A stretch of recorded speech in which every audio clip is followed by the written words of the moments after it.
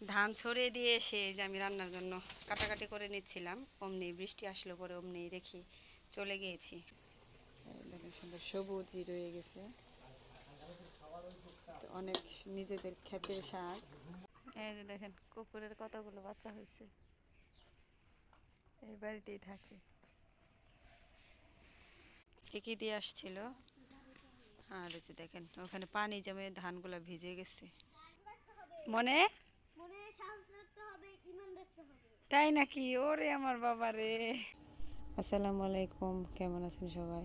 আজকের আরও একটি সুন্দর ভিডিওতে আপনাদের সবাইকে স্বাগত। তো ঈদের ছুটি কাটাতে শ্বশুর বাড়িতে চলে এসেছি, এসে দেখি অনেক ধান, প্রচুর ধান, ঘরে দুয়ারে অনেকগুলা ধান শুকাতে বাকি আছে। তো বাড়িতে কয়েকজন লেবারও লেগেছে। তো আজকে সারাদিন কি করি আর কিভাবে কাজ করি সব এই ভিডিওতে দেখতে পাবে, তো সবাই পুরো ভিডিওটি না টেনে দেখতে থাকুন। এই যে দেখেন সকাল সকাল রান্না করতে চলে এসেছি রান্নাঘরে। এই যে এখানে গাছের শসা ভাজি করতেছি, আর এই যে দিক দিয়ে ভাত রান্না হয়ে গেছে, আলু ভর্তা আর ঢেঁড়স ভর্তা দিয়েছি। এই যে আর শসা ভাজি করতেছি। আজকেও 3টা লেবার নিয়েছে আমার শ্বশুর, তো ওনাদের সকালে খেতে দিতে হবে, দুপুরে আর তো 3 বেলায় খেতে হয়। তো সকালে এগুলাতেই খাবে, আবার দুপুরের জন্য রান্না করতে হবে। আর এদিক দিয়ে দেখেন এখনো রোদ টোদ উঠে নাই, আর ঘর ভরা ধান এগুলো শুকাতে হবে, রোদ না উঠলে সমস্যা। তো দেখা যাক কি হয়, রোদ কখন উঠে। আর এই যে দেখেন এখন আমার ছেলেকে খাওয়াচ্ছি যে ভাজি দিয়ে। না দুপুর না বাবা, সকাল 9:30 বাজে এখন। তো এই জাভেদকে খাওয়াচ্ছি, আমরা ধানের উপরে বসবাস করতেছি। এই জাভেদ ঘেমে টেমে কী অবস্থা। আর দেখেন এখনও রোদ ওঠে না, এই ধানগুলা নিয়ে আমাদের প্রচুর টেনশন হচ্ছে, সমস্যা হচ্ছে। ঘর ভরা, দুয়ার ভরা, বারান্দা ভরা ধান, আবার আজকে ধান কাটতেছে চকে থেকে, তো ওগুলাও আনতে হবে। অনেক সমস্যা হচ্ছে, তাই না? আবে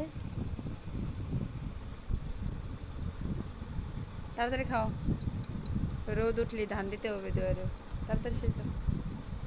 এই যে দেখেন একটু রোদ উঠেছিল, তো সাথে সাথে আবার এইরকম শ্বাস করেছে, কালা করেছে, ধান ছড়িয়ে সাথে সাথে উঠানো হলো।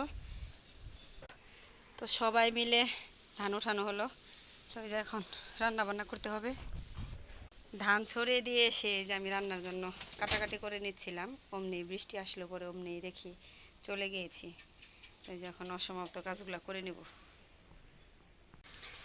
এই যে দেখেন এখন নিজেদের ক্ষেতের সুন্দর শাক, মিষ্টি লাউয়ের শাক রান্না করতেছি।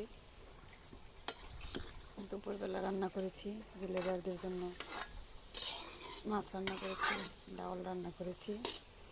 তো আমার শ্বশুর ওনারা খেয়েছে, এখন আমি আর আমার শাশুড়ি খাবো। তো এই কারণে শাক ভাজি করতেছি। দেখেন দেখেন সুন্দর সবুজই রয়ে গেছে, তো অনেক নিজেদের ক্ষেতের শাক।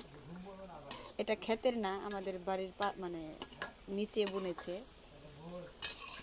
মানে বাড়ির পালা নিয়ে ওখান থেকে উঠিয়ে নিয়ে আসছে আমার শাশুড়ি। এই যে এখন বেছে টেছে ধুয়ে রান্না করতেছি। আর এই যে দেখেন শুকনো মরিচ ভাজি করব শাকের সাথে খাওয়ার জন্য। এখন শাক ভাজি করব, তারপরে খাবো। এই যে দেখেন শাক রান্না করে যে গরম গরম রুমে নিয়ে আসছে, সাথে এই যে শুকনো মরিচ ভাজি, আর এই যে মাছের তরকারি রান্না করা আছে, এই যে ডাউল। বৃষ্টির জন্য তাড়াহুড়া করে এখানে নিয়ে আসছি। আজকে দেখেন ধান শুকাইতে পারলাম না, এই যে অবস্থা আকাশের। আবিদা আসো আসো আসো, খাবে। এই যে দেখেন কুকুরের কতগুলো বাচ্চা হয়েছে, এই বাড়িতেই থাকে। আর আজকে আমাদের সারাটা দিন রোদ মানে ঝামেলা করলো, রোদ উঠলো না, একটু উঠেছিল, এমন ঝড় বৃষ্টি শুরু হয়েছে আজকে সারাটা দিন, কোনো কাজ হলো না। একটা ধানও শুকা দিতে পারলাম না। তো এই যে কয়েকটা শুকা দিয়েছিলাম, মানে দুয়ারতে ছড়িয়ে দিয়েছিলাম, সাথে সাথেই বৃষ্টি। ওই যে দেখেন কিছু ধান ভিজেও গেছে, আমার শাশুড়ি এরকম ভাবে ছড়িয়ে দিয়েছে লাস্টে। যে কত বড় কাগজ শুকাই দিয়েছে, এগুলোতে ধান ঢেকে রাখা হয় এই যে এইভাবে ঠেকি দিয়ে। আমার ছেলে আজকে ধান শুকা দেওয়া হয় নাই, খেলতেছে গাড়ি নিয়ে।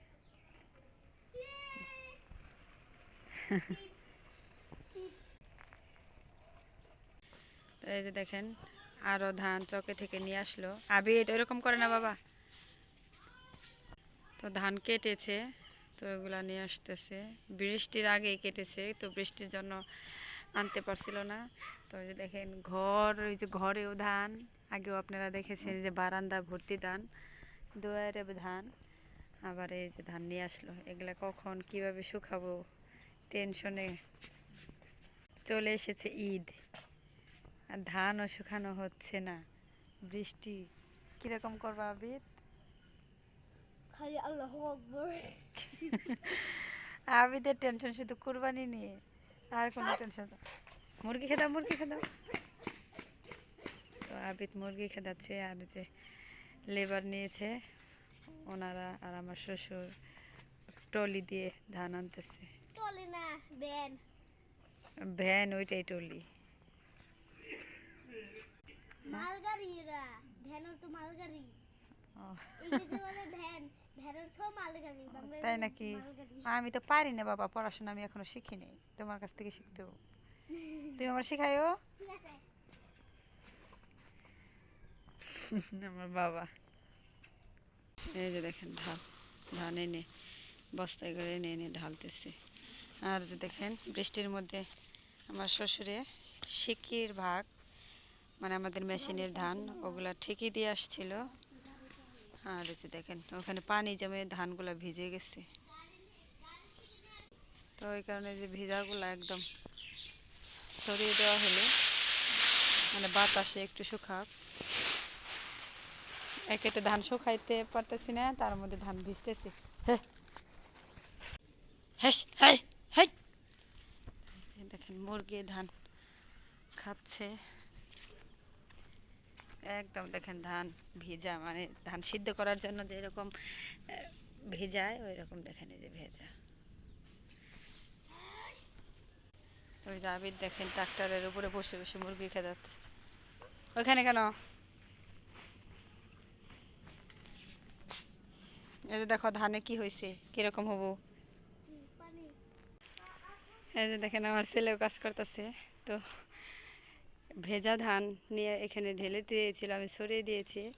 তো আরও ধান আনতেছে, আমার শ্বশুরে বলতেছে এদিক থেকে এদিক আনো। শুই না, দেখেন আমার ছেলে কাজ করতেছে। যে এখানে একদম ভরে গেছে, এখানে আর রাখা যাবে না। তাই আবার এই ধান, এটা কিন্তু অনেক ভারী, তারপর আমার ছেলে টানতেছে। হ্যাঁ, মনে সাহস রাখতে হবে। মনে মনে সাহস রাখতে হবে, ঈমান রাখতে হবে। তাই নাকি? ওরে আমার বাবা রে, আমার বুদ্ধি রে।